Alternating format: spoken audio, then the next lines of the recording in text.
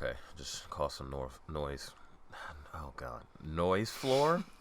Noise floor? No, that's what it's called when you catch a little bit of dead air time when you record something so you can capture it and get rid. Anyway. What the fuck? Yeah. So, episode 1 Jug O Sip of Jug O Sip's podcast. This is very new for us. We've never done anything like this before. I have my YouTube channel, but I don't do, like, shit like this. Yeah, this is weird. This is strange. Well, we're weird and strange, so that works. Real quick, so you got a drink right here? So what's happening? What happened was, so tonight I am drinking Hypnotic. Uh-huh. I would normally be mixing this with Mountain Dew. It's blue. It's blue, yeah. Dabba D. So, really? Word? Okay. It's like 90s Tourette's or something. I don't really know what that is, sorry. So, basically, I usually drink this with Mountain Dew or pineapple juice or something, but I didn't feel like mixing it tonight, so I'm going to just drink it straight from the bottle. Okay. And then after I get sick of drinking alcohol, or when I'm too drunk to stop slurring my words, I'm going to switch over to my Pepsi over here. I have already eaten some Subway, so I should be okay on the carbs department. And besides, we're under lockdown. I'm going to get as drunk as I want to because it's my party and I'm going to drink if I want to, or some shit anyway. You also got Pepsi sitting here. You going to... What is... You got, gonna mix the Pepsi with No, you got moussaka in your ears? What did I just say? Moussaka? The Greek food. Okay. So, I'm going to drink the Hypnotic. What did I say? What did I say? I missed the part with the Pepsi. What did I say? What happened with the Pepsi? It's for later when I get sick of drinking alcohol. Or sick from drinking alcohol. Whichever fucking comes first, honestly. You know what it is? I got distracted by the fact that this drink is blue. I thought you got distracted by the fact that I wasn't wearing pants right now. That's part of it. Yeah? Maybe I should wear pants next time? You should... Well, it's a podcast, so maybe you want to wear pants during the podcast? We're not, like, visible. And besides that, like, how many jobs can I say I had in the past besides, like, maybe, well, sex work, that I could say I did without pants? People are going to want to know about... Yes, Artemis? Yeah, she's mewing. People are... We're recording. It's fine. People, look, she gonna have her own podcast soon, but people are gonna She's just gonna meow on a mic for an hour because that sounds like something I'd like to do at an open mic if I get nervous. Potentially. But they're gonna want to know about your sex work stories, but before we get into that, I wanted to talk about this amazing documentary that you introduced me to. Well, first, I just want to do this. I'm gonna open my drink now because I can't discuss this documentary without drinking, so here we go, everybody. Oh, I didn't pop. Shit, I was hoping for this, like, amazing cork pop. Damn synthetic corks. You know, that's what I call my fake family members that are rude-ass bitches, synthetic corks. That's funny. Okay, so we saw this documentary. I'm a barrel of laughs. We saw this documentary that was produced by Johnny Knoxville. Which is already a great thing. And we need more of that. Yes. And what is the name of the documentary? Should I pull it up here on the computer? Maybe. The Wild and Wonderful Whites of West Virginia. Now, Charles, would you like to tell the beautiful people out there why we were watching this particular documentary? All right. So this documentary, The Wild and Wonderful Whites of West Virginia, is a documentary about a mountain family living in West Virginia by the name of the Whites. And they are like it's the 7 o'clock thing happened. I don't know if they're picking it up on the mic, but no, like I don't think they are because I can barely hear it now. No, it took me like a whole second, but then again, it takes me like 20 seconds to process. Some people are talking to my face, so yeah, that's like... true. Wait, what? Admit it. You'll look to me and talk to me, and like I'll be like, "Wait, what?" Because it takes me like I load like Internet Explorer. I have trauma and a bunch of other mental health issues that require me to pay attention, but my attention span, my amygdala's fucked up, in short. That being said, so we're watching this documentary about these crazy-ass white people. Called the Whites. Their last name is White. Jesco White, the dancing outlaw. Now, yeah, he's the most famous one of them all. Well, we need to explain the background of Jesco White. Now, okay. A brief one, just a TLDR version of the Wild and Wonderful White family. Well, you explain because you're from West Virginia. Well, that's why we decided to watch this particular documentary because although West Virginia is full of vast and varieties of wild and wonderful people, right? Not everyone's obviously like the Whites. Like I'm not, my family's not. Everybody's got their own thing, but there are families in West Virginia that are like the Whites. I have met them. I have drank with them.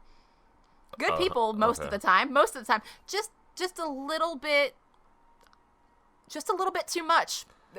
That's about what I would... An example of too much would be like, I just got out of prison today, and I'm going to go see my husband and kill him, and then they end up just having sex all night. But that's the thing about me. I'm so chill with most people that for me, too much to hang out with you regularly is...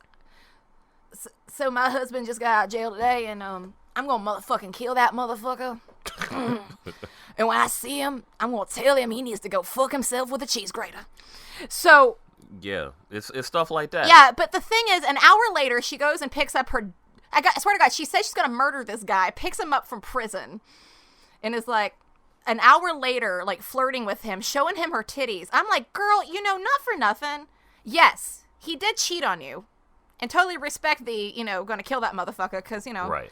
I would never kill a motherfucker, but I understand the incentive. I get it. Like, every bitch has been pushed to kill a motherfucker at least once in her life. That is why we all like Angela Bassett.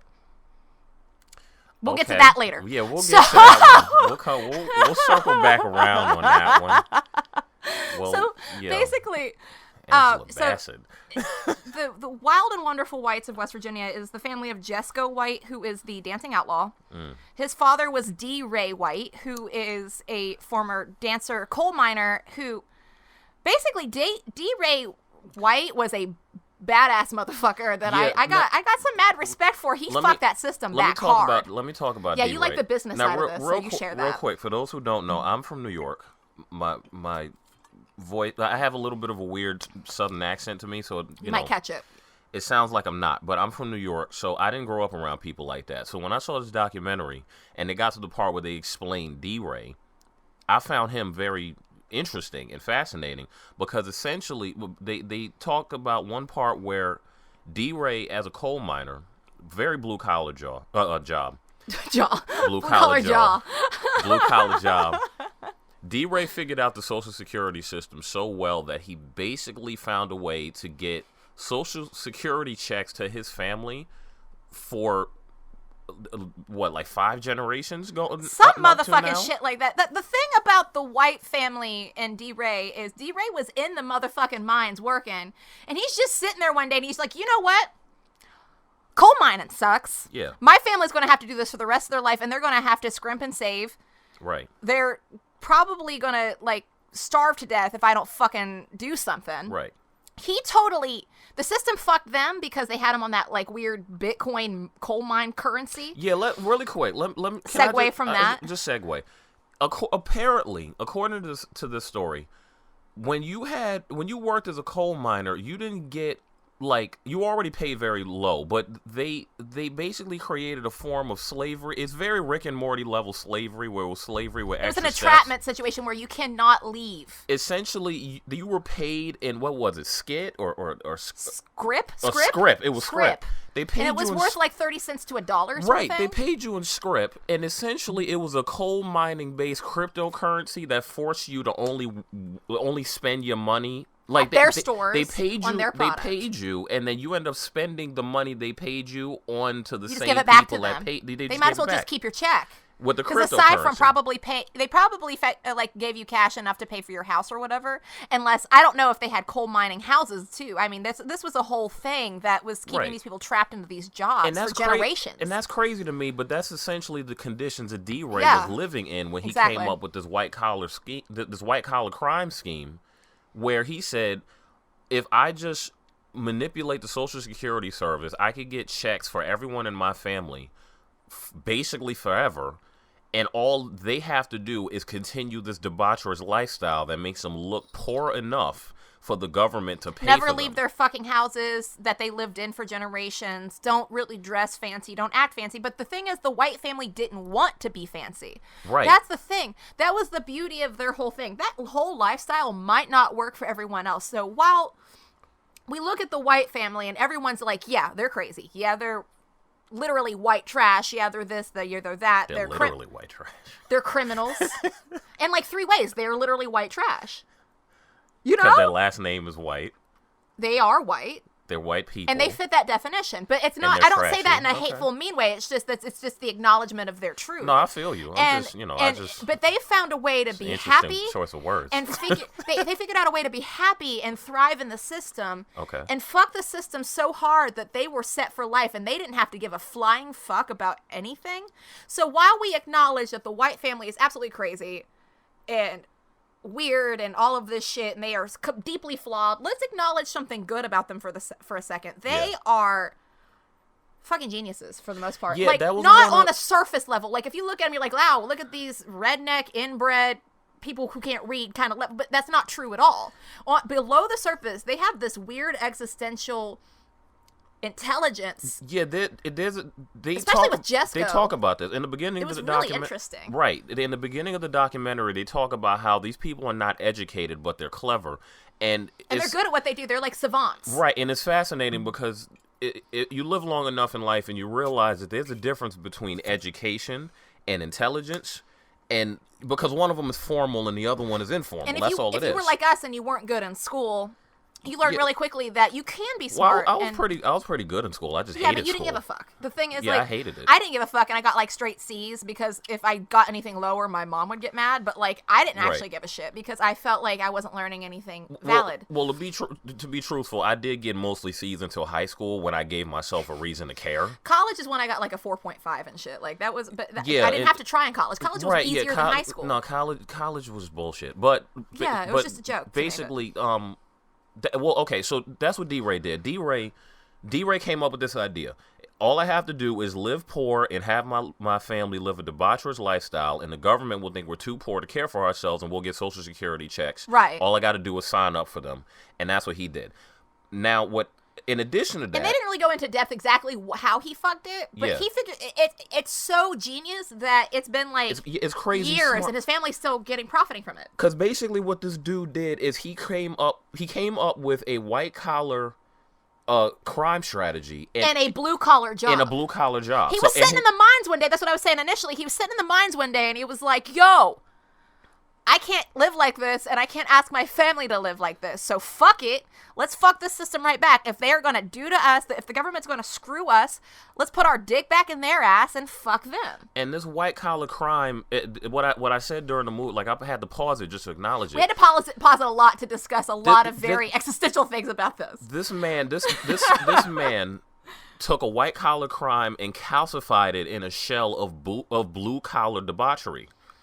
That's what he did. And then Jesco it's crazy. Kind of inherited that same thing. Like, that's where Jesco comes in. He got the dancing skill. He got that weird... Well, we should explain to him, explain to them. I say him. I don't want to gender y'all. That's wrong. We should explain to them. God damn it. It's our first episode and you already fucking up. I know. Look, first, we should explain to them D-Ray's career, that he was a dancer. They didn't say what was the kind of dancing. It was like a step dancing. It was like, I don't even know what the fuck you'd call that, but it was like a folk tap dancing. It was like river dancing, but the rivers in West Virginia. It was like the Irish immigrants from Ireland came and brought the river dancing over here and taught it to rednecks. But on top of that, that's just another indication of how smart he was, because the dude took horseshoes, put them on the bottom of his shoes, his dad did, and then he took his dad's... Well, I'm talking about D-Ray. D-Ray took horseshoes, put them on his shoes, made tap shoes, and then created an entirely new dancing style. According to one of the characters, he had 52 moves that only he knew. I'm not gonna lie, I went in there initially mad that people like this were successful, and I left like, I'm not mad anymore. It's hard Honestly, to be mad at that. I can't hate. Look, the world is very difficult, and their life. Being human is fucking hard. Being human is hard, and they found a way. Being human is so fucking hard. They found the way to make it work for them, because like that guy said in the documentary, it to the man hard. They're like the Hatfields and the McCoys. They lived on the Honor Code complex. They were isolated. They were inside of a mountain area where they were isolated by mountains and rivers. They were scarce resources. In rural areas and mountainous areas, things like that. It's unfortunate because education is a limited thing. Resources are limited. That's why that people in like these geographically like locked regions where resources are limited, right, and like culture is limited, like in West Virginia, you can't, even if you're not living up in the mountains like where the whites live, finding anything like a museum, you have to go all the way to Pittsburgh, Pennsylvania, which is 2 hours away, to go find anything remotely cultural. Right. But that's what makes the white family so fascinating, because they're first of all, they managed to make that work anyway. Like, they're famous now. And they actually are kind of hilarious. I'm not gonna lie. They are hilarious. Really they're crazy. funny. These people are they're crazy. And they know it. They know it. They embrace it, and philosophically, they have their own philosophy, which is where Jesco comes in. Jesco, him and his weirdly existential awareness. Right, like Jesco. If you listen to him talk, he's saying more than you even realize. Yeah, Jesco has the kind of emotional intelligence that you do not expect. It's shocking from people who grew up the way that he had to. It's crazy how self-aware he is to somebody who's supposedly so uneducated or undereducated, because he dropped out of 7th grade. It just shows how layered human beings can be, because you can look at someone like Jesco White and see one thing, but there's so many layers to people. Like, it's so much more than you see. Like his tattoo. Can we talk about his tattoo? Okay, first of all, the artwork on that was really good. It's not something obviously I would get, but I have to admit the artwork was structurally sound. Now, his tattoo that he got in the documentary was if you haven't seen it, it's a portrait of Elvis next to Charles Manson. I'm going to bring it up here so we can describe it a little bit easier. Really cool, like, liquor bottle in the middle with a skull and crossbones on it.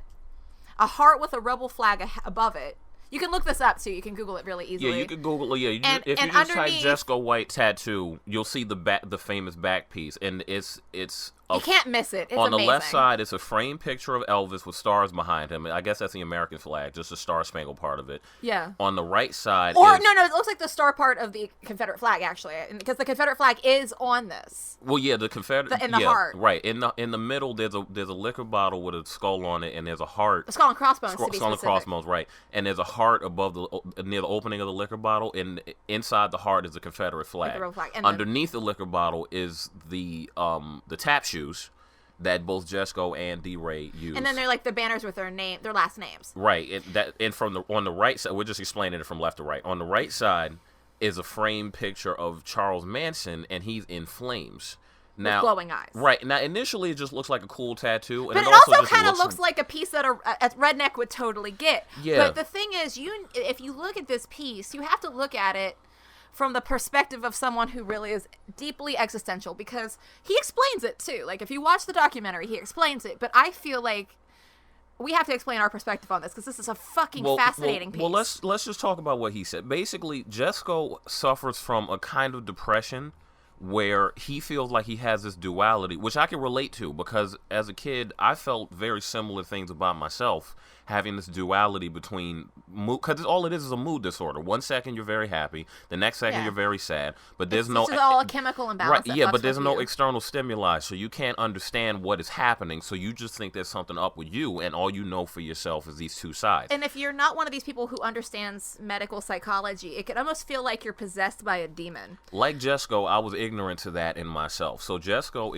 expressed this thing that he experiences in himself as Elvis being in a symbolic representation of his positive side, like where he's happy and he loves seeing people laugh, and he just likes to entertain people. And he's a good singer, and he likes to dance. That's when he's on his good days. Yeah. But when his depression takes over, what he said was he feel like he could just kill anybody and not feel anything. Not feel anything. But it's not because of sociopathy or even psychopathy. Yeah. Psychopathy. It's all about the fact that he gets so depressed, he says he feels like the dead would be killing the dead. He doesn't feel alive. Yeah. Which says to me, on a psychological level, it's not that he's a psycho. It's the fact that he has a severe level of possibly bipolar disorder or clinical depression. I'm not a doctor. Yeah. And again, we're just going at this at a human level and going at it from our perspective. Right. This isn't to offend anybody or anything. We're just making it clear. But, like, it sort of feels like he's so depressed that he feels so numb that almost like killing somebody wouldn't bring him a thrill because he's a psycho, but because it would make him feel something. Anything. Yeah. And I'm not saying that's not a crazy thing to say, but people with depression understand severe, extreme emotion and pain. Because they're kind of constantly feeling an extreme all sadness at especially all if you're times. Manic depressive. You are up at 2 a.m. building a shelf, and then at 3 a.m. you crash and you're crying and the shelf never gets finished and you sleep for 4 days. That happened to you, right?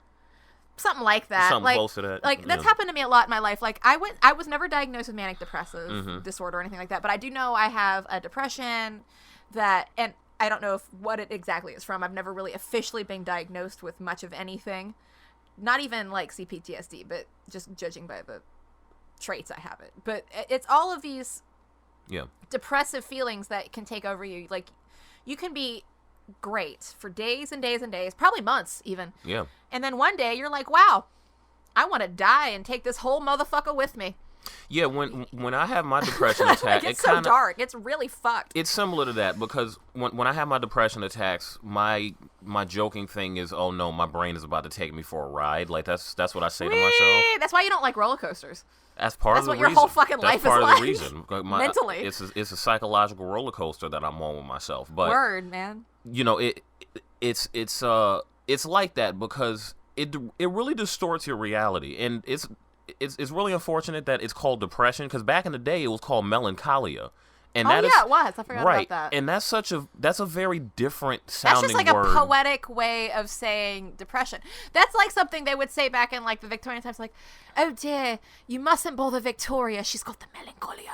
Right, yeah. We're going to masturbate her to get rid of her hysteria. Which yeah, and the thing is, I think they should still call it that because every human experiences what it's like to be depressed. But not everyone experiences the severe depression that is depression. Depression is the only difference is that depression is a condition where your brain goes there as like a fixed spot, like it just becomes sad because it's alive. Whereas depression that most people feel, they feel it because something happened to them. But when you have depression, nothing could necessarily happen to you. You just fall into there, and if it lasts over 2 weeks, then that means it's clinical. That means that your mind is having a hard time getting out of that. Like your mood. Regular depression is like, oh wow, your girlfriend dumped you and you're like in bed for 2 days. Right. You know, that's all very standard. But then, you know, clinical depression is just like, you know, that green is the green of those leaves is making me feel horrible awful inside, and I need to leave everyone for a couple of weeks. There have been days I woke up feeling like a piece of shit. Didn't know why. No reason. I mean, I was like allegedly fine. My brain just decided I wasn't. And I've woken up and I took a shower, forced myself to get ready for work, and I'd be like walking to the train. I'd be like, you know what? You see that cab? Just like walk in front of it. Just do it. And it's just that casual. It's just like, see that shit? Jump. Yeah. And then you're like, what the fuck? Like you're just like, why did I? And you're like, nope, you deserve it. You're a piece of shit. That's what depression's like. And Jesco definitely has that. His family is aware of it too. But he's not emotionally intelligent or psychologically educated enough to process it. He just sees it as a demon versus himself. Well, that's the thing. Because of his lifestyle, he wasn't sophisticated enough to know. He didn't get the information to be able to describe what he felt. But that's why I could sympathize with him because I didn't always have that info. But it was so easy to understand where he's coming from. Yeah. And especially if you have depression or if you're even just an empathetic person or sympathetic person at all, listening to him explain it, although you may not like who he is, although he is probably on paper a shitty person and has done shitty things. Yeah. He's a layered person just like everyone else. And I think he's a very interesting person to watch. And he's a very interesting person to study. Another thing is that, like for me, I didn't grow up in West Virginia, but Lindsay did. And watching this documentary was I don't like to say that publicly, though. Watching this documentary was fascinating because Lindsay has always told me and taught me about how existentially, it's like a black hole there. Yeah, it's like that she would tell me. Culturally, existentially, every possible way. And it was like being there. You just felt this emptiness, like your life wasn't going to go anywhere. It's draining, or you weren't going to become anything. There are some people who thrive very well and enjoy being there, but for someone like me, I felt like culturally, the stimulation, the education, I didn't get anything from it. The only thing I enjoy about my home state, besides visiting my family and friends, is like the nature. I like being in the woods. I like the lakes. It's very pretty down there. It's gorgeous. I mean, it's very pretty. Yeah, you had a good time visiting there. How many times you took me there? Like twice? I took you there in August, and have I taken you there since? Because I took you on several family trips to like. We went there like 3 times. Was it 3 times? 2 or 3. Because I know we stopped there before Disney World. Right, so it was 2. It was 2 times. Okay, but it's pretty down there. No, That's it's the point. Nice. It's very and, like, pretty. You know, I like going out early in the morning and like smoking a joint or smoking a bowl out in the park and the driveway and stuff, and it's nice. But like the thing about it is, I don't like living there. It's one of those places I like to go for like a week or 2, sit, chill, have a couple of like good nights of quiet nature, and ground myself, and then come back to the city. I just don't feel like if you're one of these people that enjoys a simpler life and enjoy quiet and peace of mind, and you don't really want to do beyond just like your average Joe work, or you don't want anything extravagant in your life, it's a great place to live. It's just a place for someone who is just very chill and family oriented and just kind of wants a family and a nice life. But it's not a place where you can thrive in a successful business. It's not a place where it's easy to find a job. And that's the I feel problem. like it'd be a good place for people to retire in because, and that's the quiet. whole thing. West Virginia feels like the kind of spot you go to get away from the noise, having to grow and the noise and everything. But when you start there, existentially, the start can be so painful because it's like there's it's nothing there. There. There's not enough infrastructure there to build anything for yourself. If you choose to stay in West Virginia and thrive, you have to be very creative. I've had friends that have come up with very creative solutions to stay in the state but still thrive in their interest and their business. So your family was one of them. I mean, the very creative group of people. What they did, very resourceful, very resourceful. So. A lot. Stores, the storage units, right? The storage unit, the houses, all of that. Some of the real estate. I mean, it wasn't like a whole lot. The investments they made, but the investments were great. And, they have a very interesting story too with all of that. And it's not even totally dead. Like look at your brother. The man can build computers. Yeah, Michael's really talented at what he does for sure. Your dad is an amazing electrician, and he does woodworking too, right? Yo, Dad is such a good electrician that when I lived at home back in the day of Ethernet cables, when we actually needed that shit all the time. Yeah. My dad was so sweet and so awesome. He built me. He made me a fucking Ethernet cable. That's crazy. He made it so it was so long it would run from my bed to like the wall in my office because it was like super like far from the nearest like cable. That's crazy. And he literally was so sweet and took like an hour at least to fucking make me a little Ethernet cable that was long enough to extend to my. Because he's a good dude. And that reminds me, when we were watching this, Lindsay was like, there's two kinds of people living in West Virginia. Three, yes. At least this is how I feel. This is what I've observed. I feel like there's three kinds of people right now living in West Virginia with where it's at. Right. You have the people who do love it for the reasons they love it and stay there, but also don't really have an out, so they kind of go into denial about how shitty it is. And they try to defend it when it's like not really that great. Okay. But I mean, they may enjoy it for their own reasons, but they can't deny that there's a lot of flaw to it, but they like to try it because they feel shitty about it sometimes. Okay. The people who hate it but are stuck there because of resources or whatever, lack of resources or whatever, and they hate it, but they openly hate it. Mm-hmm. Then the people who like just fucking up and run, like I did. Yeah, they just cut and run. People who were just like, wow, thanks, I hate it. And then as soon as they had the fucking opportunity and a little bit of resources, and the thing is, I don't hate on anybody that's there because they don't have a choice or because, and even the ones that are like, no, it's great, honestly. I don't hate on any of that because I know what it's like to be stuck somewhere you don't want to be. Right. And like, I mean, don't get me wrong. There might be people out there who are like, I guess there is. I guess my dad is one of those people that just love it and fucking love it, and that's it. So maybe there's four. So yeah, but the people I feel like the people who love it and stay there are pretty limited now, especially nowadays. Like the newer generation, the millennials and the people up and coming, the Gen Zers in West Virginia are kind of more aware. Like as the generations go on, they're realizing that they're really behind on development and they can't thrive there. They can't do well there. But what's really great is now we have the world of the internet where influencers and you can have like creative content on the internet. A lot of people have an out with that. They'll be able to make content, money, and do successfully either living there or successful saving money to leave there if they want to. Plus West Virginia, they're dealing with a drug problem right now, aren't they? Well, the thing is, West Virginia's always had sort of a drug thing. I mean, it's a small place. You get bored. I mean, like as a teenager, you learn really quickly. It's either like go do the same 4 activities over and over again or have sex and do drugs and drink alcohol, and that's about it. Like they don't give anybody an outlet for anything. It's really shitty in that way. And the drug pandemic of like with heroin, spread to West Virginia like really bad. Like now West Virginia's always had like, You got your, mountain meth heads, the people who are like living and making meth and selling it.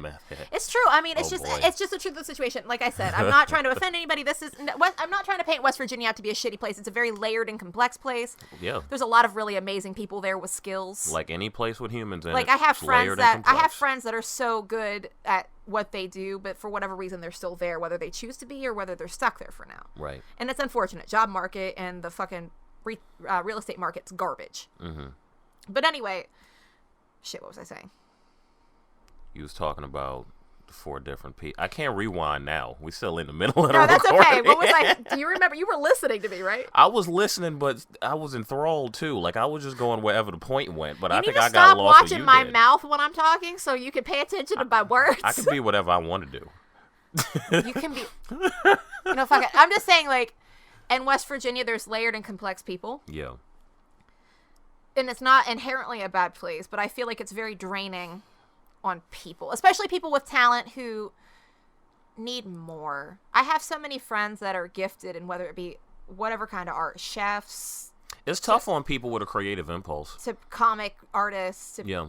So many people. And it's, unless you leave, there's not a lot of outlets. I mean, people who are like tattoo artists are really lucky because you can thrive pretty well there. Tattoos are a common need. It's a great trade to have anywhere in the honestly, world. I wish I could draw. That's exactly what I would be doing to pay for. I almost did that. Because what I would do is I got into that. Like, I swear to God, like if I were a good like artist, I can't draw anything. Everything I draw looks like a Tim Burton character. Like, well, Tim Burton works for Disney now, so I mean. No, wait, he did. I don't know. Wait, is he? I don't know. He went back. No, I don't think he left. I don't think he left Disney. The second Tim, what you doing, man? You gotta fill us in later. Like, honestly, like I haven't kept up with your shit in a bit because I've been trying to keep up with my own career. But fill me in later. I don't know. I don't know. I haven't been that big of a fan of Tim Burton. I would love to be like. I've always wanted to be in one of Tim Burton's films. Yeah, but like. That's really your thing. I never really been a fan of Tim Burton. But the thing is, I think it was because it would be fascinating to watch him work. I bet he is just absolutely weird, and I love it. Like, just spiral staircase. He just get really like captivated in his own sentence. Your phone done went off. You didn't silence your phone? I thought I did. My bird. That's your. What did the alarm say? Wake up, beautiful. Yeah. So even your phone gives you compliments. Well, no. When my ex and I broke up, I felt very berated in that relationship, and I didn't have a very good self-esteem. So instead of being hard on myself, I decided to try little tactics to make myself feel good about myself and compliment myself and boost my self-esteem and create a level of self-love that I could live with. And one of the things I did was make an alarm that said "Wake up, beautiful," so I could give myself a compliment as soon as I woke up. That carried over to the next phone? Because that was one phone. I just kept it. It makes me feel good. That's interesting. That's a neat little trick that people can try.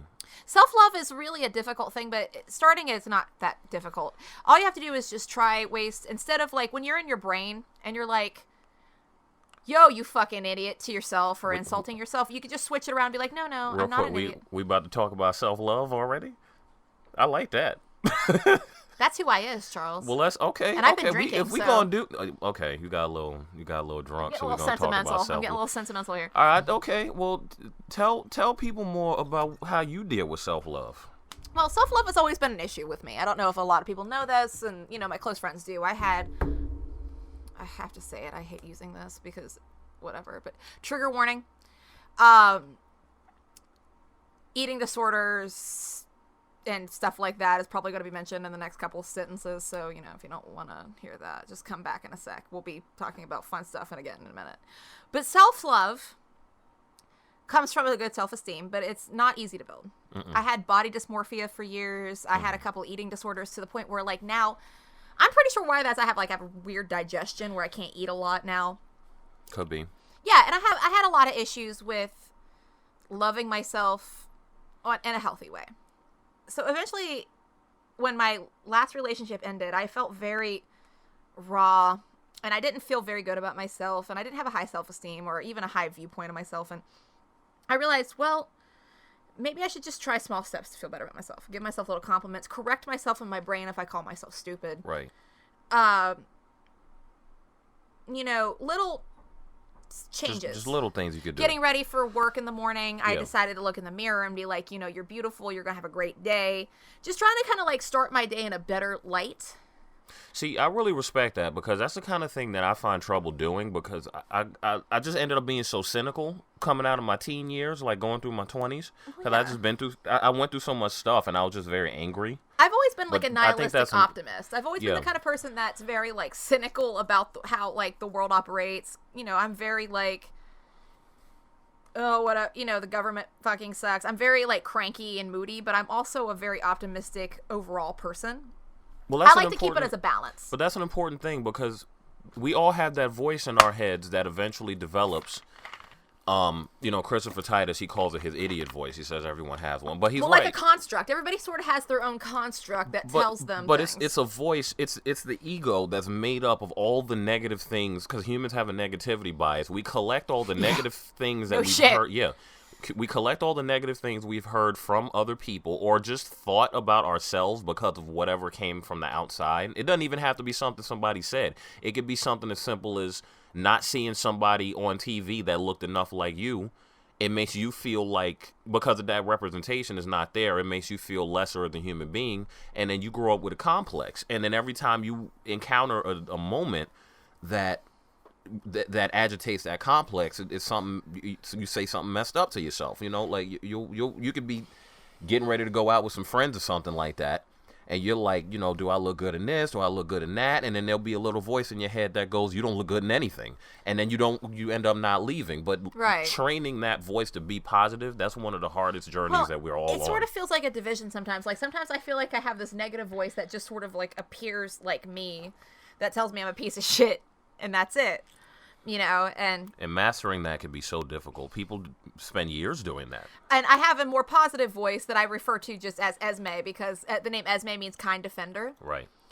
And that's the side of me that reminds me that I'm powerful, I'm strong, I can combat anything that comes at me, and I can use that strength to help other people fight with their own shit. And it sort of just overrides that hateful voice. Like that hateful voice really put me in a lot of situations I didn't want to be in my life. Yeah, using little thought forms like that's a pretty simple steps are the best way to start. Small things. Yeah, that could help. I mean, because it's just like having an imaginary friend as a kid. Yeah. A lot of kids, especially if you were latchkey kids like we were, a lot of kids, they'd come up with imaginary friends to fill the space, to fill that human contact that they're not getting, and sometimes that just kind of carries over time. Like a lot of celebrities have them. It's not like dissociative identity disorder where it appears as a separate thing. No, you're aware of it. It's just sort of your own inner voice just taking its own form. It's how you deal with your higher self, your whatever you want to refer to it as. It's something that guides you through it, and there's always a negative side and a positive side, and that negative side can be as Agador said in Birdcage, always such a beach to everybody. I love Agador Spartacus. It's such a great always movie. Such a bitch to everybody. Fucking a shout out to Hank Azaria.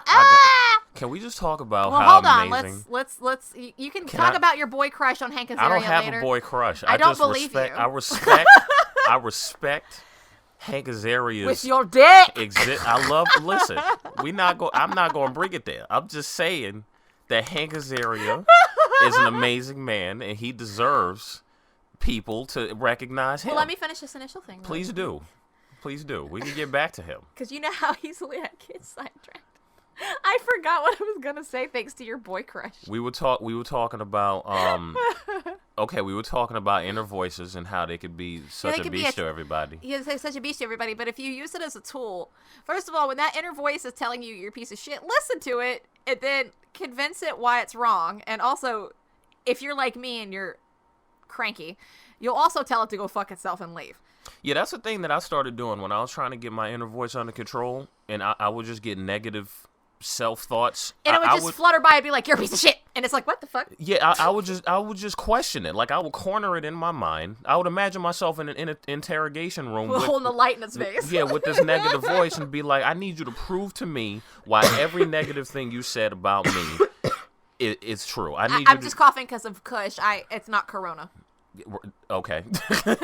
But yeah, I would confront my inner self and go, you need to prove to me why I'm this or that, or why I'm a failure, or whatever it was I was thinking at the time. Prove to me whatever this is going to happen or that's going to happen. Just prove to me why it's true, because what really matters is truth, and especially your truth. And that's the whole point. What ends up happening is that you break down the lies that you've absorbed from other people or by from questioning your own them the way that you yeah, because when you're in those moments so often in life, and rarely do people speak up and question them. Often people just say it, and then we just walk away from them.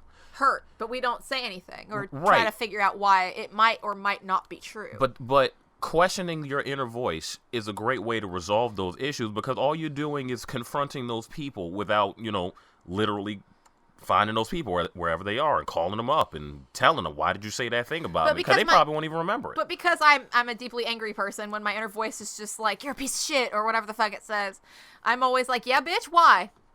Tell me, bitch, why? Why? And eventually it doesn't even have, it just kind of vanishes, because it's your inner voice, and any trauma is sort of like your boogeyman.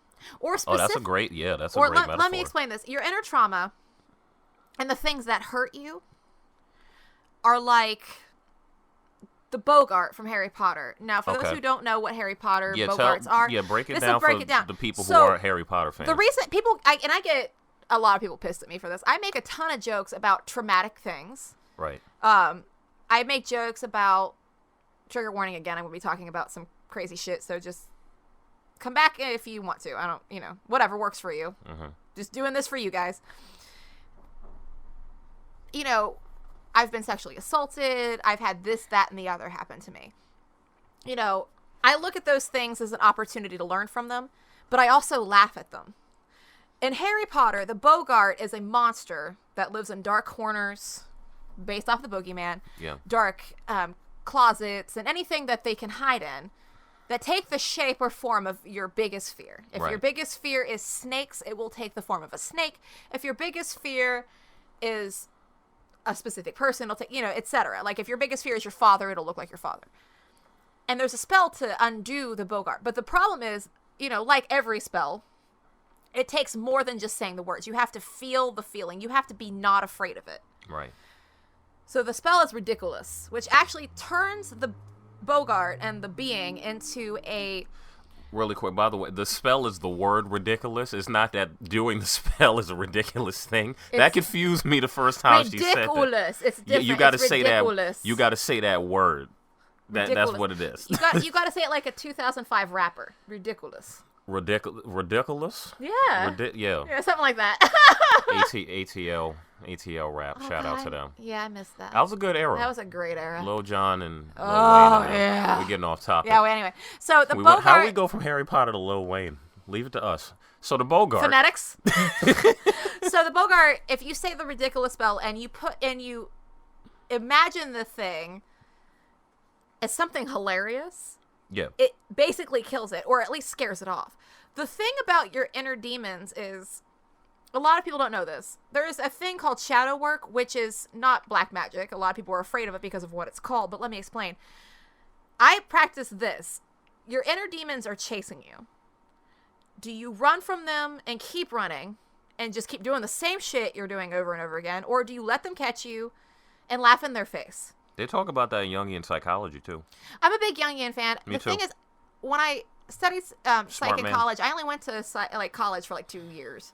So I didn't get as far as or as deep and young as I'd like to. I always rejected and hated Freud, but that's a separate conversation. We could do a whole podcast on why fuck the Freud family. Out here brushing his teeth with cocaine. Okay. We can talk about how much we hate Freud and his family later. Okay, we'll get to that. But next episode. Yeah, but Jungian psychology, I'll talk about something and Charles will be like, that's Jungian theory. I have no idea I'm even saying these things, but this is just how I feel. I feel if you have an inner demon or multiple, let them catch you. Come on, face it. What's the fucking worst that could happen? The worst has already happened to you. Yeah. If you've been sexually assaulted or anything, the worst has already happened to you. Right.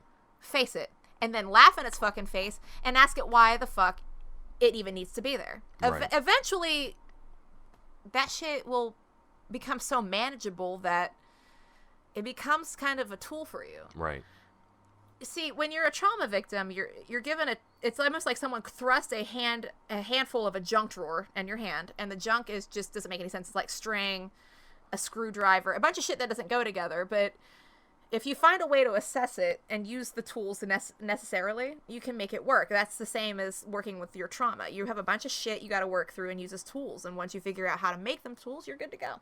Yeah. But part of it is just saying fuck it to life, doing exactly what you fucking want to, because at the end of the day, we make our own morals and values.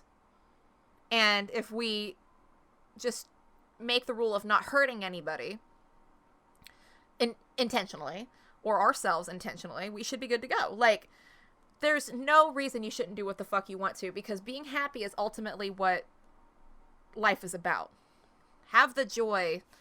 Have that extra slice of cake, you know? Just be fucking happy and do whatever the fuck you want to. You want to go skydiving? Go. You want to fuck your neighbor? Go fuck your neighbor. Consensually. And don't, like... Ask them first. Ask them first and knock on their door, because I'm not telling... You know what? No, I'm not telling you to do anything crazy. I'm just saying, like, I'm not saying if you want to go commit a B&E, go kick someone's door down. I'm just saying. There's somebody listening to this who had that same thought. It's just like, you know what? I really, I'm so bored. But over there at 3D, she flies. Oh my God! Every time she cook, she walk past that window. I just want to say hi to her so bad. You know, I just need to say hi to that woman real quick. Basically all I'm saying is have the confidence to do what you want, because life's too short and you don't have to answer to anybody. You got to answer to yourself. Like, that's an important point. And that's what sort of something we actually learned, and that's sort of the summation of the documentary, because though the White family is absolutely insane, they're free in a way because they do whatever the fuck they want. They define themselves, and that's that. And the thing is, they do hurt people, which is what you shouldn't do. No, you shouldn't hurt people. You shouldn't commit armed robbery. You shouldn't shoot a motherfucker in the face till his eye rolls under his skin. Watch the documentary. And I'm not gonna tell you more. Watch it. Spoiler alert. Too late. Spoilers. Minor spoilers. Minor spoilers. But at the end of the day, it's just like, make yourself happy. I mean, as long as you're reaching your priorities and your responsibilities, you don't need to answer to anybody. The crazy thing for me is that by the end of the documentary, when you're watching the documentary in the beginning, every once in a while they cut to like these people in legislative offices wearing suits and things like that. Local sheriffs. And like people who are, quote unquote, it stable sort of felt like and that civilized. It felt like the Dukes of Hazzard and why the sheriff hates the Duke family. Right, like if it was a documentary on them and they kept cutting back to the sheriff. Boss Hogg is like, them Duke boys are always into trouble. Right. Now in the beginning, it's like, okay, well, these are the people that make the most sense, the people in the courthouses and stuff like that.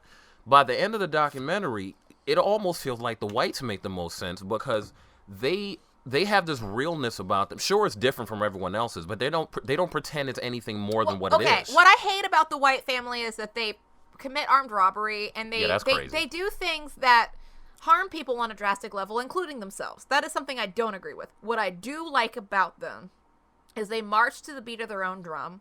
They don't give a flying fuck what you, me, or anyone thinks. Yeah. And at the end of the day, that is a learning lesson we can pull from them. We can laugh at the White family. They are ridiculous and they're crazy, and nobody actually wants to be like them on an external level. But one thing we can learn from the White family and life in general is fuck it. Fuck whatever the fuck is holding you back. Be happy. Tell your crush you like them. Go ask for that promotion. Go get that job of your dreams. Fucking quit your job and pursue your dreams if you have a savings. Be responsible, but do what the fuck you want. Especially that, That's enough. That's the whole thing. Pursue your, be responsible about how you pursue your dreams, but for the love of God, pursue it. Especially now, after the coronavirus. I don't know how bad the economy is going to be, but it might not be all that recoverable. Well, and here's the thing. I don't expect anybody to be under quarantine or lockdown and being productive. We're all experiencing a collective trauma. We have to be sensitive that not everyone's going to want to be productive right now or capable of it. This quarantine reminds me of something I thought when the Great Recession of 2008 happened, back when we were in high school, like near the end of high school. Make it sound like it was 40 years ago. It wasn't that. Well, yeah, I know, yeah. But one of the thoughts, as I struggled to get into college, one of the thoughts I had as I was going through college was it is fiscally irresponsible to not have a passion. That's where the world is about to go. We were lucky. We had passions young, though. Right, and I said that because I felt the only way that you can make a decent living in this world as it's about to make its changes is if you work exceptionally hard. And the only way you can do that is if you're passionate about what you do. Well, that's interesting, and that again summates the whole documentary. When I lived in West Virginia, I knew my options were limited.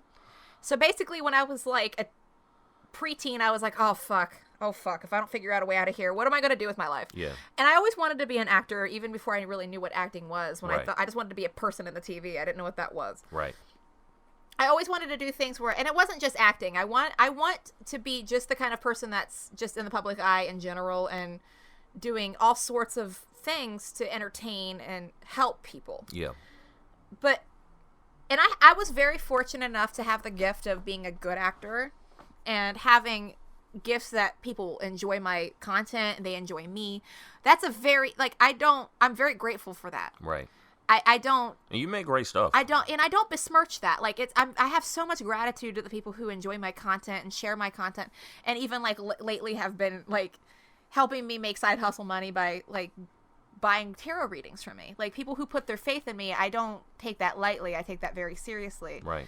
But to get where I was, I had to realize I was gifted with these things. But unfortunately, life is complex, and either people aren't able to leave because they lack that gift, or able to succeed because they have the gift and they don't know how to pursue further. There's so many levels as to why a person can't go as far as they'd like. So what basically, it's more than just taking life by the balls and doing it. It's little steps.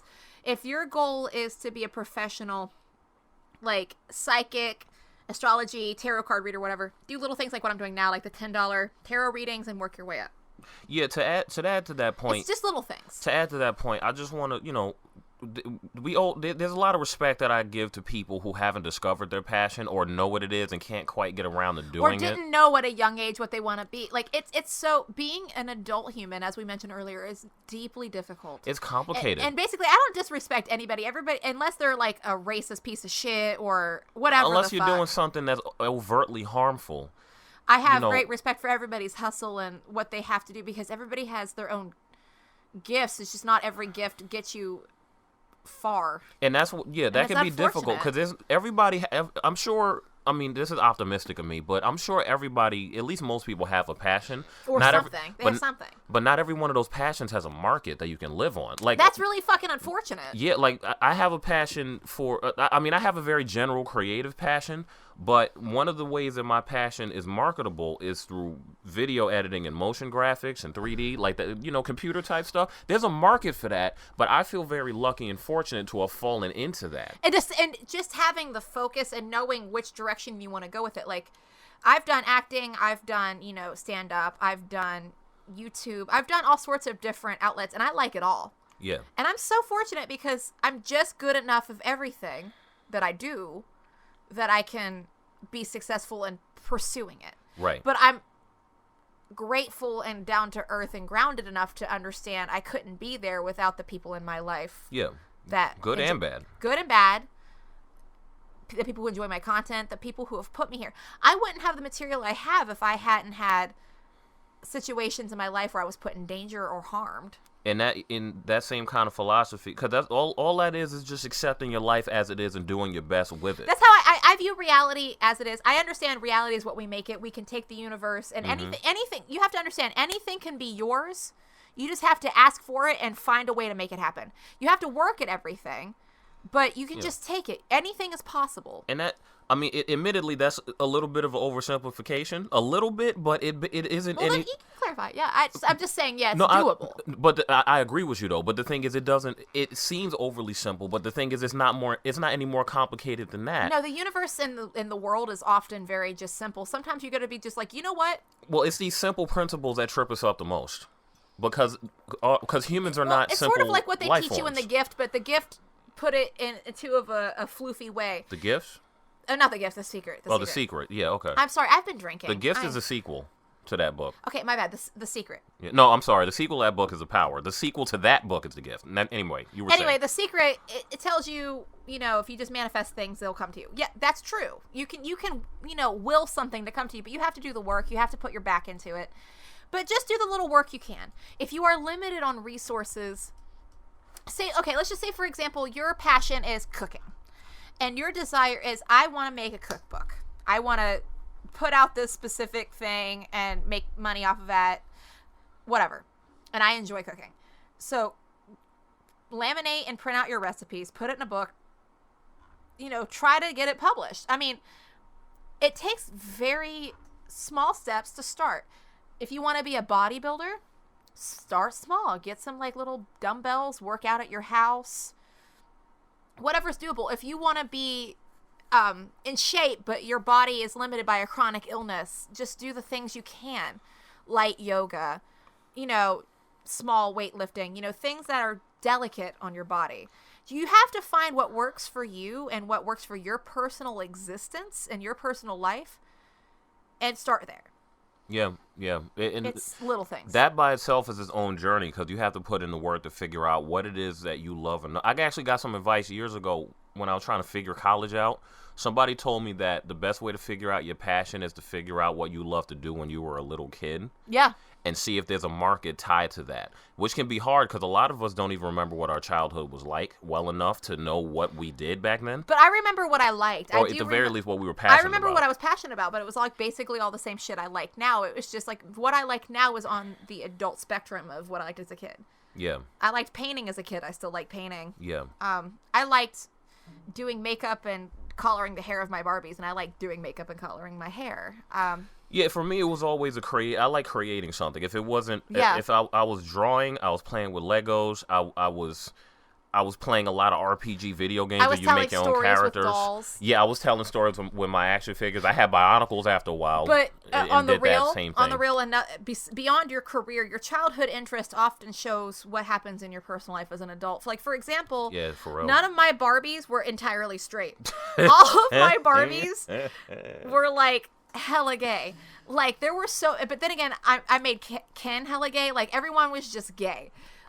Ken would come in and Barbie's just eating out another doll, and he's just okay, I'm gonna leave now. That's your playtime was dramatic and pornographic. It was. That's why I didn't my parents would be like, do you want us to play with you? I'm like, no, I can't explain to you what I do. It's just really awkward. I'm gonna just go be by myself. That's intense. I didn't play with other kids or my family. I just isolated myself and did weird shit like that. That explains so much about myself. I can see why. I still do that. When I Do you want to supervise your play? No, please fuck off, because I'm having oral sex with my Barbies in here. Please fuck off. I am 12 and my Barbies are having oral sex, and I'm very confused about my feelings about Catwoman. I still feel like that when it comes to the work that I do now, the motion graphics and stuff. For me, it's just play. But that's kind of the whole point of passion. It's when you figure out how to play, and then get paid for the playing. Well, and it's also after we got our message across to have a more fun thing, even the shit that you like TV shows as a kid, either you hate as an adult or you love as an adult. I don't think there's a show on that I watched as a kid that I can't watch now as an adult, especially Looney Tunes and stuff like that. I think there's been movies and stuff that I liked as a kid that I was just sort of meh about now as an adult. But I watch all the stuff I watched as a kid just as TV shows or whatever. This morning I was watching Married with Children. Yeah, we were watching a little bit of that. Yeah. Well, I was up at 5 a.m. watching. I watched up to season 2 by myself. Right. How many seasons are Married with Children? Oh, I don't know. I just saw because those are 90 seasons. They were long and numerous. I saw unlimited Katie Seagal content, and that's all I needed to know. It was 5 a.m. I was drinking my morning coffee, and that's all I needed to know. Let's just explain, because they're not. No, they know. At least if they're watching my Facebook, they know. Okay, so Lindsay has gotten on this train of absorbing anything that Katie Seagal has done. Okay, let me explain really quick. I do this. Okay, when I'm in a because I'm queer as fuck. I am a pansexual woman. I'm a cisgender pansexual woman. I'm straight. And cisgender. Yes. And cisgender straight. He, him, she, her. That's our.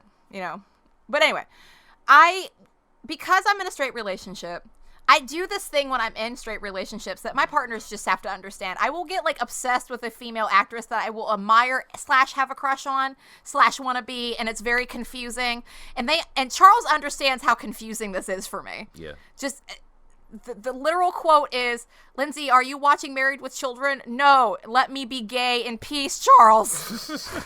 I said that too to another friend, my friend Nicholas, on Facebook today. Was like, "You're on a serious Katie Seagal kick today or lately," and I was like, "Let me be gay in peace, Nicholas." Yeah, it's been Sons of Anarchy, Futurama, and now Married with Children, and also The Connors, because she's on. Let me be gay in peace.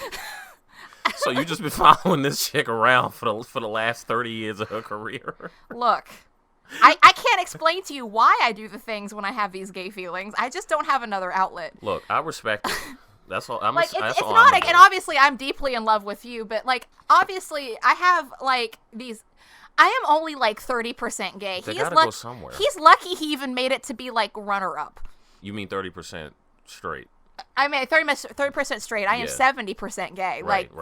Like I'll come across like I have like a huge gay crush on like every fucking woman over 40 in Hollywood, but like I have a crush on one man who happens to be my boyfriend. Like, so you saying I caught a good window is what you're saying? You are just a good man, and like again, I'm pansexual. I love anybody, regardless of genitals, that connects with me and makes me feel good. And you've been the best partner I've ever had. Genuinely, you're the only one that hasn't abused me on some level. But I have these gay needs. And I'm not going to cheat on you, but I am going to, like, watch a lot of Married with Children and look at Katie Seagal's face for a little while, okay? Listen, I respect it. Because, and you know, to add to that, I'm the kind of person who's in a relationship. I believe in not limiting people. I don't like to control people. I prefer that they accept and live their whole full truth in a balanced and positive way. And there's a lot of ways you could do that without harming somebody. Well, and the thing is, you know, like, if Katie Seagal walked up to me right now and was like, "Yo, you want to fuck?" I'd be like, "Nah, I got a boyfriend." Right. But my gay thoughts would be screaming I'm not insecure. at me. But I would never cheat on you. But if I were single, I would like throw whatever the fuck I had in my hand on the ground and do whatever the fuck I needed to do. But that's my point. It's like I got to put these gay feelings somewhere. And Charles is just like, "What are you doing sometimes?" I'm like, "I'm reading fan fiction. Go away." Reading Katie Seagal. Is there Katie Seagal fan fiction? No, I looked. You all right. On that note, we're at the hour mark. Yeah, we've totally crossed our hour. That went by fast. We've had a lot of fun tonight. Yeah, it was great. I hope everybody enjoyed it though. I wanted to stop near the hour mark, but okay. Yeah, we didn't want to cross over that. Final thoughts, final remarks. You go first. I mean, I had a great time. I dropped my Pepsi bottle. Hang on. You dropped the bottle? Well, not the cap. Fuck, okay. I'm so drunk. I'm sorry. I had a wonderful evening recording this, and I hope everybody's had a good time. I hope everybody's taken away a really positive message from this, and they feel comfortable and enjoyed the content we've produced. And hopefully you guys will keep following. That's your final remarks? Yeah. Okay. Final remarks from me. Be yourself, love yourself, learn from the whites. Oh wait, I have one more. Yeah. Learn from the whites. Not the not white the family. White the people. white family. Not, the family. We've been talking about. He's black. He should. I was like, learn from the whites. Not those.